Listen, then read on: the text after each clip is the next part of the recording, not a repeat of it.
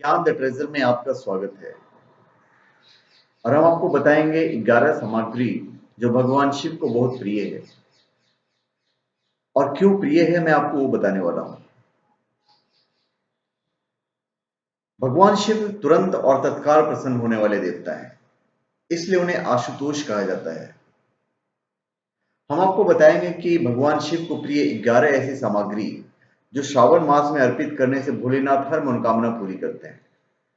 वही 11 जो चीज है वो है जल, बिल्व पत्र, आंकड़ा, धतूरा, भांग, कर्पूर, दूध, चावल, चंदन, भस्म, रुद्राक्ष और भी चीजें हैं।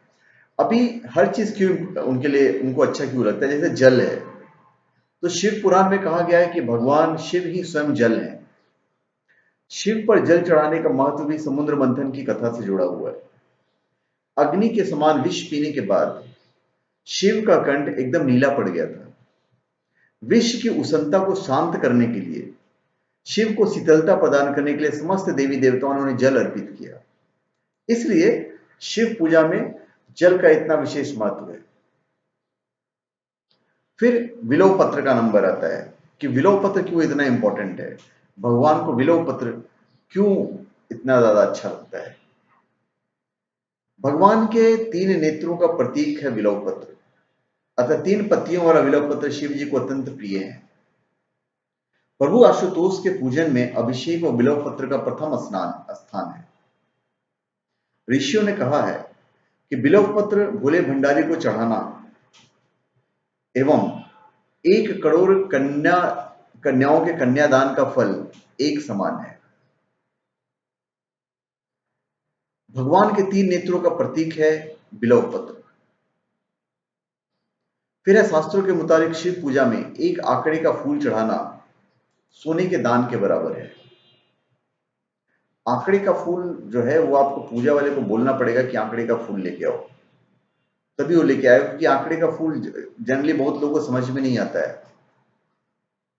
तो आंकड़े का फूल का अपना एक महत्व है। फिर है धतूरा। भगवान शिव को धतूरा भी अत्यंत प्रिय है। इसके पीछे पुराणों में जहां धार्मिक कारण बताया गया है, वहीं इसका वैज्ञानिक आधार भी है। भगवान शिव कैलाश पर्वत पर रहते हैं। वो अत्यंत ठंडा क्षेत्र है जहां ऐसे आहार और औषधि की जरूरत होती है जो शरीर को उष्मा प्रदान करे। वैज्ञानिक दृष्टि से धतूरा सीमित मात्रा में लिया जाए तो औषधि का काम करता है और शरीर को अंदर से गर्म रखता है। जबकि धार्मिक दृष्टि से इसका कारण देवी भागवत पुराण में बताया गया है। इस पुराण के अनुसार शिव जी ने जब सागर मंथन से निकले हलाहल विष को पी लिया, तब वो व्याकुल होने लगे। तब अश्विनी कुमारों ने भांग, धतूरा, बेल आदि औषधि से शिव जी की व्याकुलता दूर की। उस समय से ही शिव जी को भांग धतूरा प्रिय है। शिवलिंग पर केवल धतूरा ही न चढ़ाए, बल्कि अपने मन और विचारों की करवाहट जो है वो भी आपको अर्पित करनी पड़ेगी। आपके मन में अगर किसी के प्रति करवाहट है तो उस करवाहट को आप खत्म कीजिए। तो बेसिकली ये एक साइंटिफिक रीजन है, वैज्ञानिक दृष्टिकोण है। इसके बाद है भांग। शिव हमेशा ध्यान मग्न रहते हैं। भांग ध्यान केंद्रित करने में मददगार होती है। इससे वे हमेशा परमानंद में रहते हैं। समुद्र मंथन से निकले विष का सेवन महादेव ने संसार की सुरक्षा के लिए अपने गले में उतार लिया। भगवान को औषधि स्वरूप भांग दी गई, लेकिन प्रभु ने हर कड़वाहट और नकारात्मकता को आत्मसात किया, इसलिए भांग भी उन्हें प्रिय है।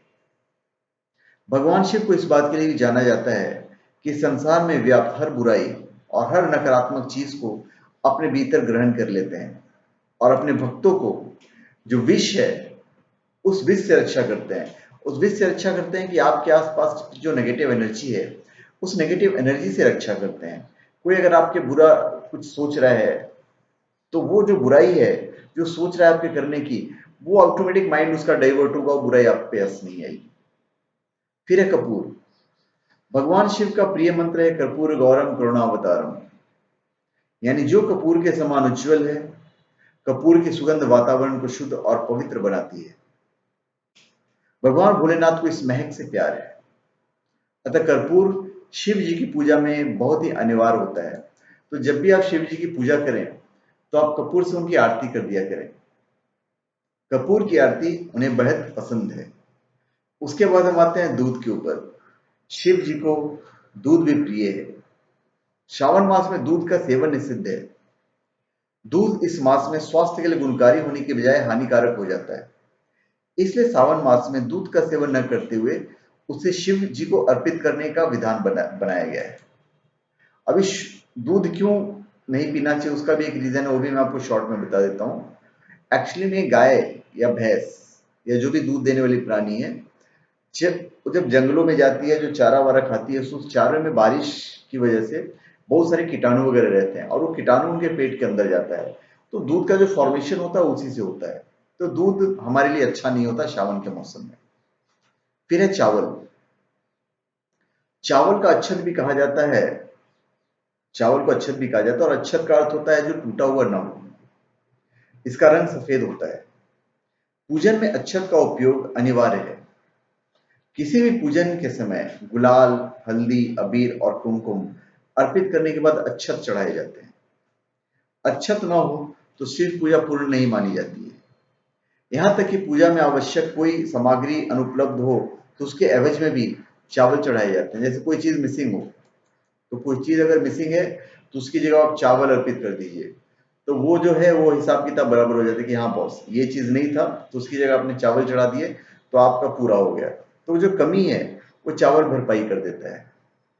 फिर चंदन। चंदन का संबंध शीतलता से है। भगवान शिव मस्तक पर चंदन का त्रिपुंड लगाते हैं। चंदन का प्रयोग अक्सर हवन में किया जाता है और इसकी खुशबू से वातावरण खिल जाता है। यदि शिव जी को चंदन चढ़ाया जाता है तो इससे समाज में आपका जो मान सम्मान है, आपके मान सम्मान में बढ़ोतरी होती है।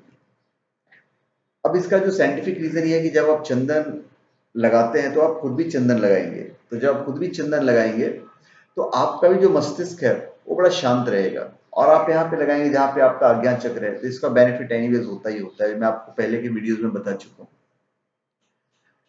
इसका। फिर है भस्म। इसका अर्थ पवित्रता से छिपा हुआ है। यह पवित्रता जिसे भगवान शिव ने एक मृत व्यक्ति की जली हुई चिताओं में पूजा है, जिसे अपने तन पर लगाकर वे उस पवित्रता को सम्मान देते हैं। कहते हैं कि शरीर पर भस्म लगाकर भगवान शिव को खुद मृत आत्मा से जोड़ते हैं। उनके अनुसार मरने के बाद मृत व्यक्ति को जलाने के पश्चात बची हुई राख में उसके जीवन का कोई कण शेष नहीं रहता है। न उसके दुख, न सुख, न कोई बुराई और न ही उसकी कोई अच्छाई चलती है। इसलिए वो राख पवित्र है। उसमें किसी प्रकार का गुण अवगुण नहीं है। ऐसी राख को भगवान शिव अपने तन पर लगाकर सम्मानित करते हैं। एक कथा यह भी है कि पत्नी ने जब पत्नी सती ने जब स्वयं को अग्नि के हवाले कर दिया तो क्रोधित शिव ने उनकी भस्म को अपने पत्नी की आखिरी निशानी मानते हुए तन पर लगा लिया, ताकि सती भस्म के कणों के जरिए हमेशा उनके साथ रहें। तो ये है भस्म। तो भस्म से शिव जी बहुत खुश होते हैं। फिर है रुद्राक्ष। रुद्राक्ष भी शिव जी को बहुत प्रिय है। तो भगवान शिव ने रुद्राक्ष की उत्पत्ति की थी और पार्वती माता से कही थी कथा भी उसके बारे में। एक समय भगवान शिव जी ने 1000 वर्ष तक समाधि लगाई। समाधि पूर्ण होने पर जब उनका मन बाहरी जगत में आया तब जगत के कल्याण का कामना वाले महादेव जी ने आंखें बंद की और तभी उनके नेत्र से जल के बिंदु पृथ्वी पर गिरे। उन्हीं से रुद्राक्ष के वृक्ष उत्पन्न हुए और वे शिव की इच्छा से भक्तों के हित के लिए समग्र देश में फैल गए। उन वृक्षों पर जो फल लगे वही रुद्राक्ष है। तो ये मैंने आपको 11 सामग्री बताई जो शिव जी को अति प्रिय है। तो धन्यवाद। आप हमारे चैनल पे सब्सक्राइब करें और अपने कमेंट दीजिए। और मैं आप लोग से चाहूँगा कि अगर आपको ये वीडियो अच्छा लगा तो आप इसको शेयर कर दीजिएगा और अच्छा लगा तो इसे लाइक भी कर दीजिएगा। शेयर मैं इसलिए करने के लिए कह रहा हूँ क्योंकि श्रावण का महीना है। जो चीज़ हम आपको बता रहे हैं वो चीज़ जब आप दूसरों को बताएंगे तो हो सकता है वो भी शिव जी की पूजा करें वीडियो देखकर और मनोवांछित फल पा सकें। तो आपके द्वारा दूसरे की भलाई भी होगी। और किसी तरह का वीडियो कोई चाहिए तो आप नीचे वीडियो के कमेंट बॉक्स में लिख सकते हैं। अमूमन मैं कमेंट पढ़ने की कोशिश करता हूँ और यथासंभव जवाब देने का वही प्रयत्न करता हूँ। तो धन्यवाद। आप हमारे चैनल पे सब्सक्राइब करें और अपने कमेंट दीजिए। धन्यवाद।